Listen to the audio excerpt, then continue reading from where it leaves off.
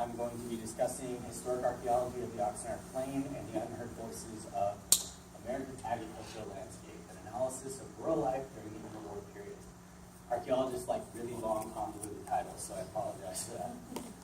All right, so this is WeSmop 3. This is the structure that I took a look at. So during the course of this research, myself, along with a handful of CSU Channel Islands students and led by Dr. Colleen Delaney, took part in an archaeological investigation aimed at shedding light on this rather unrepresented and otherwise undocumented piece of history. So before I get started talking about the structure and what we did there, I want to give you a little bit of a background on the area because it is so underrepresented. I want to get everybody up to speed. So Rancho Guadalaska spans an area of approximately 30,000 square acres, rests in the eastern portion of the Oxnard Plain in Ventura County, California. It was originally a Mexican-era land grant granted to Isabel Zorba in 1836. This is particularly unusual because women weren't typically allowed to own land at that time. Her father was in the Mexican military as well as her husband was she was a widow, but her husband was a lieutenant in the Mexican army as well. She was actually there was only about 13% of women were allowed Mexican land grants during that time. So by 1871, shortly before she died, she sold off all of her Rancho Guadalaska property, 22,000 acres.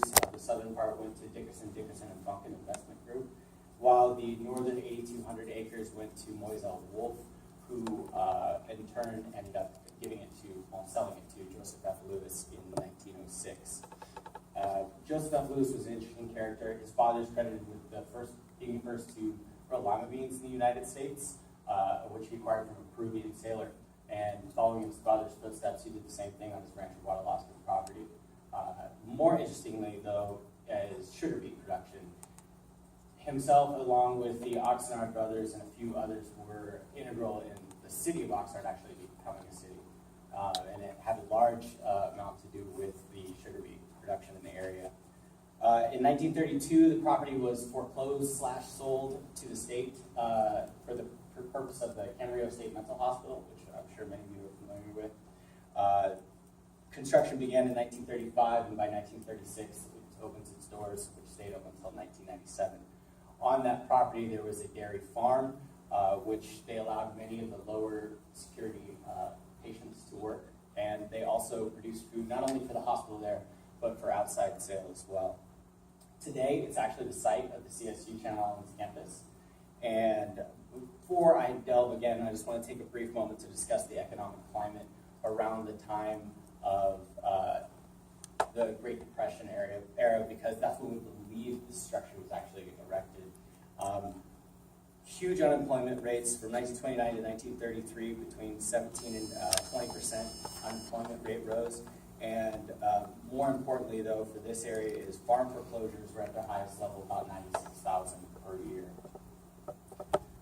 So the structure itself, it's hidden along a hillside just northeast of the old dairy, only a few hundred meters.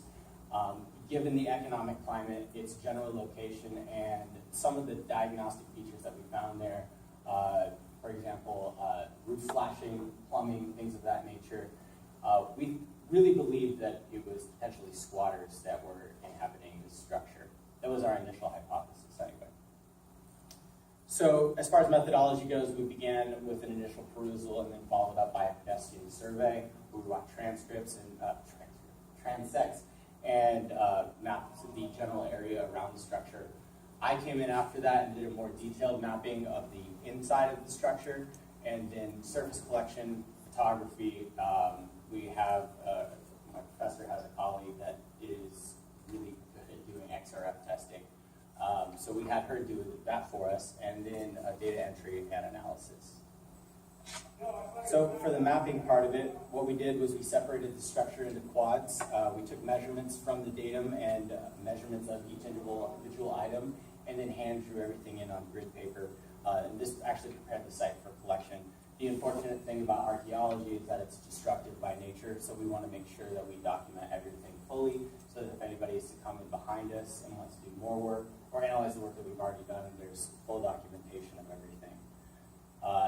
After that, we cleaned everything, being careful not to remove any diagnostic material. On a lot of the artifacts that we collected, there was residue, whether it be mortar or what we believed to be paint.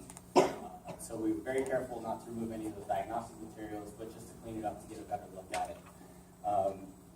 Then Claire Bedford is the colleague I mentioned earlier, my advisor, did the XRF testing.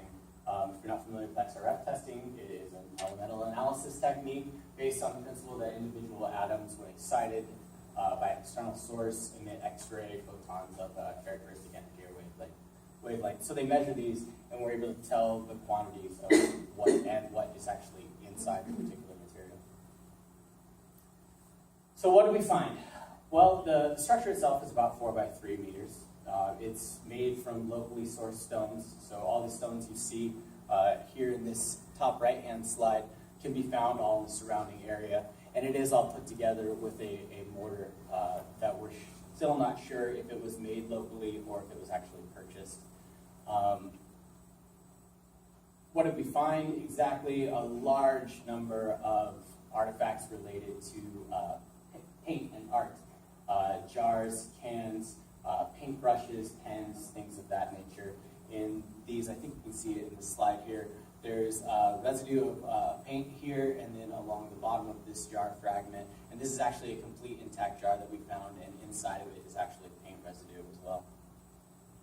These are the results from the XRF testing. The most telling of all the results is the high amount of lead in all of the residue.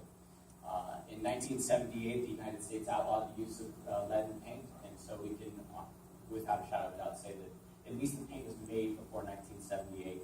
Not necessarily that it was used before then, but more than likely it was, and I'll get into that in the next slide here. The most diagnostic find was this Max Factor cosmetic container. Some of us think that it was actually the middle section of a brush, a cosmetic brush for applying blush or other products. What's great about company logos is that they change over time. Max Factor is no exception. Here you can see on the top of this logo is the classic theater mask that you see associated with theater most often. I was fortunate enough to be able to get to the Max Factor Museum in Hollywood, now the Hollywood Museum, but formerly the Max Factor Museum, where they actually have a collection of old products of theirs. And I was able to speak to somebody there, and they compare this find to the products that they have on site there. And what I was able to find is that they actually dropped this logo in 1935 when they switched over from doing theater to primarily cinema. So that's even greater because we can actually narrow it down to even closer dates. So this would have come from sometime in the early to mid-1930s. Another find was a Tonka Toys truck tire, which is interesting. Again, the logos change over time, so I don't know if you can quite see it in this slide, but up here at the top, there's the Tonka Toys logo. They switched their logo to a more blockier font in the early 60s. This happens to be the more scripty type font, so we can date this to prior to 1962, which is really handy. Among other finds were Monarch Shoe Company boot sole here, and Walworth plumbing nut is what we're calling it. Also a Noxzema cosmetic jar here. You can see the Noxzema logo on the bottom. And because why not, a Ballantine Scotch bottle fragment, which we're still trying to date as well. So in conclusion, given the location of the structure and again the economic climate, we really did think this was squatters at first. But now, after showing no signs of domestic debris, such as food products, canned food, bones, utensils, things of that nature, we're now calling this a special use site that was potentially used over several periods, but initially beginning in the mid-1930s. So we still want to do some continuing dating of diagnostic finds, maybe put in a standard test bed as all these collections were surface items, and then also further research into the history of Rancho Guadalaska, and then maybe a chemical analysis on the border as well. So my belief is that through the efforts of this research that some light has been shed on some of the more enigmatic peculiarities of the region, and then some way can have an effect on the way that this region will be perceived by future generations. Additionally, one can only hope that Thank you very much. Any questions? Thank you.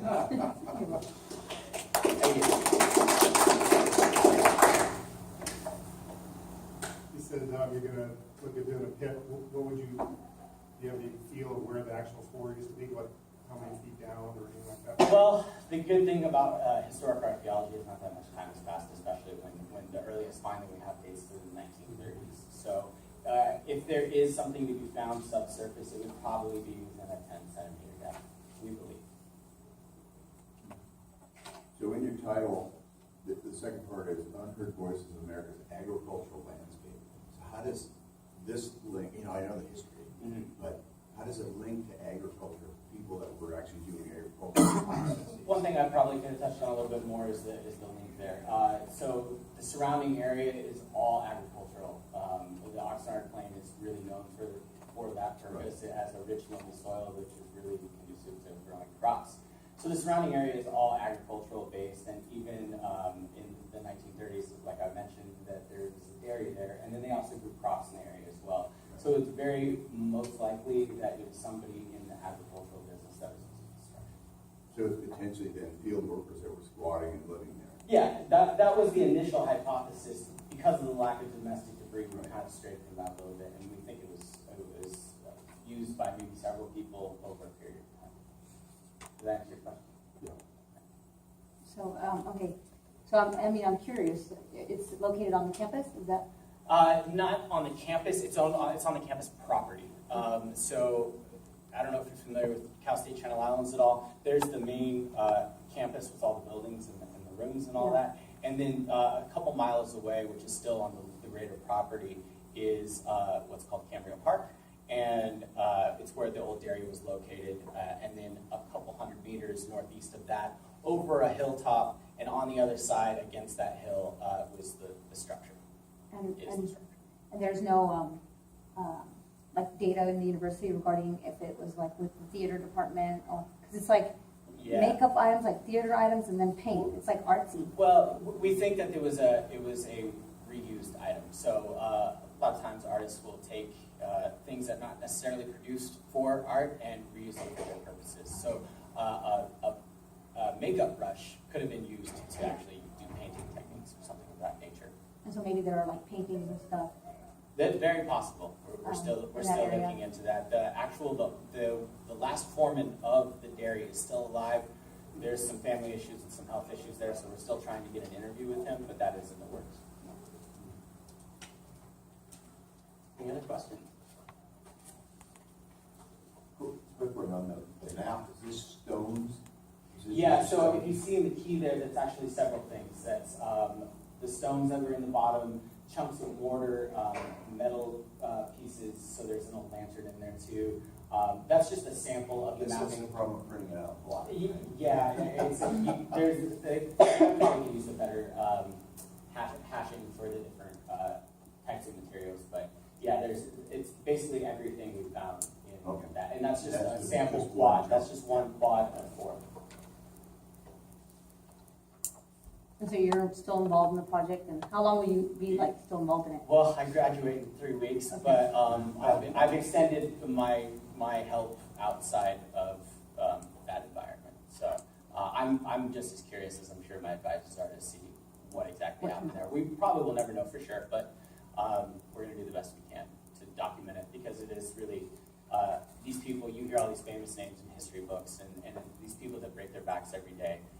They don't have a voice, and that's what we want to do, is give them that.